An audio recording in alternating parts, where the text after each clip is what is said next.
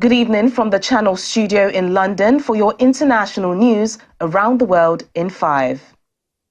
Over 500,000 British workers have walked out over pay and working conditions in the largest coordinated strike action in more than a decade. They included teachers, university staff, civil servants, border agency staff, as well as train drivers and some bus workers. The mass walkouts across the country shocked schools, halted most rail services, and the military was put on standby to help with border checks. Unions want inflation-matching pay rises, but the government says it's unaffordable. People are fed up. I think people are just fed up with just being put upon so much more, and that you just get more and more pressure, more and more things you've got to do, stretch your time, use up, the quality work-life balance is being affected massively. There's massive burnout within professions. Shouldn't be happening. The unions have been speaking to government for years and years, and for us to be here is a way of saying, well, our voices haven't been heard. We need the government to hear us, and I think, by seeing the amount of people here today, they love their jobs, they're here for a reason. Further strikes are planned next week when nurses and ambulance workers take another round of strike action over better wages and working conditions. In the latest scandal facing the British government, the opposition has called for the Deputy Prime Minister, Dominic Raab, to be removed over bullying allegations.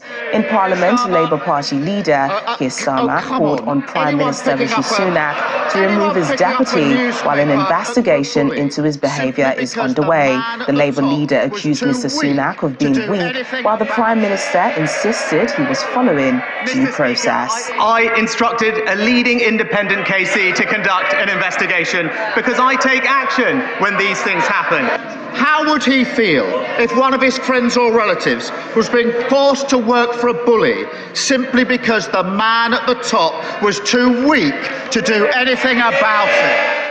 2 years after seizing power in a coup, Myanmar's military leaders have extended the country's state of emergency for another 6 months. It had previously said the country was facing unusual circumstances, prompting fresh doubt over its pledge to hold an election this year.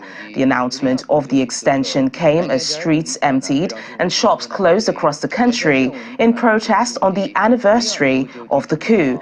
And the UK, US, Canada and Australia announced fresh sanctions against army-linked firms.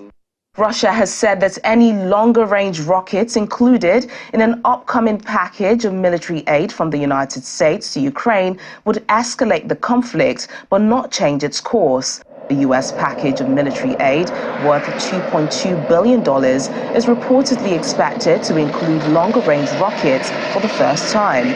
Such rockets would allow Ukraine, which has said it plans to retake all of its territory by force, to strike deeper into Russian-held territory. Meanwhile, the Kremlin has welcomed a Russian company's offer of bounty payments for soldiers who destroy Western-made tanks on the battlefield, saying it would spur Moscow's forces to victory. Authorities in Western Australia say they have found a tiny radioactive capsule which went missing last month. A week-long search involving around 100 people was triggered when the object was lost while being transported. Authorities released a close-up picture of the pea-sized capsule, which could cause serious harm on the ground among tiny pebbles. Locating this object was a monumental challenge. The search groups have quite literally found the needle in the haystack. And finally, Pope Francis has celebrated one of his biggest masses with around 1 million attendees in the Democratic Republic of Congo's capital. Huge crowds started to gather in Kinshasa well before dawn. A public holiday was declared so as many people as possible could attend.